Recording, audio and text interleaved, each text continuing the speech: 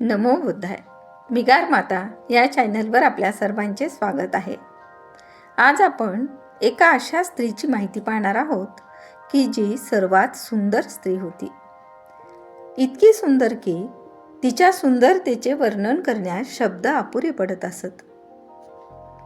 तिला पाहिल्यावर प्रत्येकाच्या मनात ती आपली झाली तर अशी इच्छा निर्माण होत होती. इतकी सुंदर की राजे महाराजे, श्रेष्ठी, राजकुमार, युवक सगळे तिच्याशी लग्न करण्यासाठी अगदी धन दौलत देण्यास तयार असत. ती इतकी सुंदर की तिच्या सुंदरतेमुळे तिला नगरवधू व्हावे लागले. आता आपल्या लक्षात आले असेल की मी कुणाबद्दल बोलत आहे, तर ती सुंदर स्त्री होती आम्रपाली, जिचा बौद्ध साहित्यामध्ये उल्लेख आहे. आजही आपण तिचे नाव ऐकतो. तसेच थेरी गाथा हा ग्रंथ खुद्दक निकायात मोडतो. या ग्रंथात बुद्धकालीन भिक्खुनीचे उद्गार अर्थात उद्गार आहेत. त्यात आम्रपालीचेही उद्गार आहेत की ती म्हणते, मी लहान होते, तरुण होते तेव्हा माझे शरीर कसे होते. आता मी वयोवृद्ध झाले, जर्जर झाले आहे. तेव्हा बुद्धाच्या बुद्धवचनाची सत्यता तिला पटली. आपल्या जर्जर झालेल्या शरीराचे वर्णन तिने यामध्ये केलेले आहे. आता पाहूया आम्रपालीची सविस्तर माहिती. आम्रपाली वैशालीमधील राज उद्यानात आम्रवृक्षाखाली तिथे काम करणाऱ्या एका जोडप्याला ती दिसली. त्यांनी बघितली की एक छोटेसे बाळ इथे झाडाखाली रडत आहे. त्यांनी ते बाळ उचलून घेतले व राजाकडे नेले. राजाला सांगितले की महाराज, आम्रवृक्षाखाली हे बाळ रडत होते. ही मुलगी असून खूप सुंदर आहे. राजाने त्यांना सांगितले, तुम्हीच तिचा सांभाळ करा. त्या जोडप्याने तिला खूप लाडात वाढविले आणि आम्रवृक्षाखाली भेटली म्हणून तिचे नाव आम्रपाली असे ठेवले. ती जसजशी मोठी होऊ लागली तसतशी अधिकच सुंदर दिसू लागली. एवढी सुंदर की जणू काय स्वर्गातून अप्सराच अवतरली आहे. तिचे केस काळेभोर लांब सडक, तिचे दात पांढरे शुभ्र, तिचे डोळे मोठे मोठे, कान गोल गोल, मान, हात पाय उंच सरळ आणि हातपाय, तिचे शरीर जणू काही सोन्याची पॉलिश केल्यासारखे दिसत असत. तिचा आवाजही इतका गोड कोकिळेसारखा होता. त्यामुळे तिच्याकडे कुणीही बघितले की तिच्याशी लग्न करण्याची इच्छा उत्पन्न होत होती. तिला मागणी घालण्यासाठी तिच्या आईवडिलांकडे राजे महाराजे, राजकुमार, श्रेष्ठी, युवक यांच्या रांगा लागत असत. त्यामुळे तिच्या आईवडिलांना कुणाला हो म्हणावे व कुणाला नाही म्हणावे हे कळेना. कोणा एकास हो म्हटले तर त्यांचे आपापसात भांडणे होत होते. त्यामुळे राजाने एक सभा भरवली व आम्रपालीच्या विषयी लोकांच्या मनात जी भावना आहे त्याबद्दल चर्चा करण्यात आली आणि सांगण्यात आले की त्या सभेमध्ये असा ठराव घेण्यात आला की आम्रपालीला नगरवधू म्हणून घोषित करण्यात आले. कारण ती कुणा एकाची वधू झाली तर राज्यात भांडणे मारामारी होईल, म्हणून ती कोण्या एकाची पत्नी न राहता सर्वांचीच पत्नी राहील. राज्याच्या हितासाठी हा निर्णय घेण्यात आला. नगरवधू म्हणजे नगराची वधू. आम्रपाली मोठ्या महालात राहत असे. ती नृत्य करत असे. नृत्यामध्येही ती पारंगत होती. तिचे नृत्य पाहून राजे लोक, श्रेष्ठी लोक तिच्यावर सोन्याच्या मोहरांचा वर्षाव करत असत. आम्रपाली खूप श्रीमंत झाली. अशा प्रकारे तिच्या सुंदरतेची वार्ता सर्वत्र पसरली. मगध देशाचा राजा बिंबिसारही तिच्याकडे आकर्षित झाला.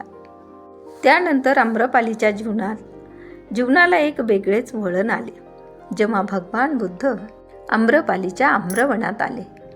आम्रपालीला जेव्हा हे कळले तथागत वैशालीस आले असून आपल्या आम्रवनात राहिले आहेत, तेव्हा तिने पुष्कळ शासकीय वाहने मागवून त्यापैकी एकात स्वतः आरूढ होऊन वैशालीहून आपल्या परिवारासह ती आम्रवनाकडे निघाली. जिथपर्यंत रथ जाऊ शकला तिथपर्यंत ती रथातून गेली. मग खाली उतरून तथागत जिथे होते त्या स्थानापर्यंत पायाने चालत जाऊन जवळ गेल्यावर तिने त्यांना अभिवादन केले आणि एका बाजूस बसली. ती तशी बसल्यावर तथागताने तिला धर्म उपदेश केला. नंतर तथागतांना उद्देशून ती बोलली, तथागत, भिक्खू संघासहित उद्या माझ्याकडे भोजनास येतील काय? तथागतांनी मुग्ध राहून संमती दर्शवली. आपल्या आमंत्रणाचा त्यांनी स्वीकार केला हे पाहताच आम्रपाली आपल्या आसनावरून उठली आणि तिने त्यांना अभिवादन केले. नंतर प्रदक्षिणा घालून ती तिथून निघून गेली. तथागतांनी आपल्या भोजनाचे आमंत्रण स्वीकारले आहे ह्यामुळे आम्रपाली खूप खुश होती. त्यानंतर वैशालीच्या लिच्छवींना समजले की तथागत वैशालीला आले असून आम्रपालीच्या आम्रवनात त्यांचे वास्तव्य आहे. त्यांना सुद्धा आपल्या घरी भोजनासाठी तथागतांना आमंत्रित करावयाचे होते. पण आम्रपालीची आणि लिच्छवींची परस्पर विरुद्ध दिशेने येताना गाठ पडली. त्या तरुण लिच्छवींच्या रथांना आम्रपालीचे रथ चाकाला चाक, आसाला आस आणि जूला जू असे जोराने घासत गेले. तेव्हा ते तिला म्हणाले, आम्रपाली, आमच्या रथांना अशी टक्कर देत तू का बरं निघाली आहेस? तेव्हा आम्रपाली म्हणते, महाराज, आताच मी तथागतांना भिक्खू संघासहित उद्या भोजनास येण्याचे आमंत्रण दिले आहे. तेव्हा लिच्छवी म्हणतात, हे सौभाग्य आम्हास प्रदान कर, आम्ही तुला 1,00,000 देऊ करतो. तेव्हा आम्रपाली म्हणते, महाराज, वैशाली आणि इतर नियंत्रणाखालील प्रदेश जरी आपण मला देऊ केलात तरी हा विक्रय मी करणार नाही. लिच्छवी हातवारे करीत बोलली, हे आम्रपालीने आम्हास हरविले आणि ते आम्रपालीच्या आम्रवनाच्या दिशेने निघून गेले. रथ जाऊ शकतील तिथपर्यंत गेल्यावर लिच्छवी रथातून उतरले आणि तथागत आसनस्थ होते त्या स्थानी जाऊन नम्रतेने त्यांच्या शेजारी बसले. नंतर तथागतांना उद्देशून ते म्हणाले, तथागतांनी उद्या भिक्खू संघासहित आमच्याकडे भोजनाचे निमंत्रण स्वीकारावे. तथागत म्हणतात, उद्याच्या भोजनाचे निमंत्रण स्वीकारल्याचा मी आम्रपालीला आधी शब्द दिला आहे. तथागतांचे हे शब्द ऐकून त्यांनी तथागतांना अभिवादन केले व प्रदक्षिणा घालून ते तिथून निघून गेले. रात्र होताच गणिका आम्रपालीने आपल्या प्रासादात साखर भातादी व मिष्टाने तयार केले आणि तथागतांना म्हणाली, महाराज, वेळ झाली, भोजन तयार आहे. पहाटे वस्त्र परिधान केलेल्या तथागतांनी आपले उत्तरीय व भिक्षापात्र घेतले आणि भिक्षू संघासह आम्रपालीच्या प्रासादात ते गेले. त्यांच्यासाठी सिद्ध केलेल्या आसनावर ते बसले. मग आम्रपालीने त्यांना व भिक्खूंना साखर भात व मिष्टाने वाढली आणि पोट भरेतो त्यांना जातीने आग्रह केला. भोजन संपल्यावर तथागतांनी आपले भिक्षापात्र स्वच्छ केले आणि हात धुतले. आम्रपाली नंतर त्यांच्या शेजारी चौरंग ठेवून त्यावर बसल्यावर त्यांना उद्देशून म्हणाली, तथागता, आपणास व आपल्या संघास माझे उद्यान मी अर्पण करीत आहे. तथागतांनी त्या दानाचा स्वीकार केला आणि धर्म उपदेश केल्यानंतर ते तिथून निघून गेले. अशा प्रकारे ती बुद्धाची उपासिका बनली. आपला प्रवर्जित झालेला पुत्र विमल कौंडिन्य याच्याजवळ धम्म ऐकून तिने भिक्षुणी संघात प्रवेश घेतला. तर ही होती आम्रपालीची माहिती. तर कशी वाटली ही माहिती?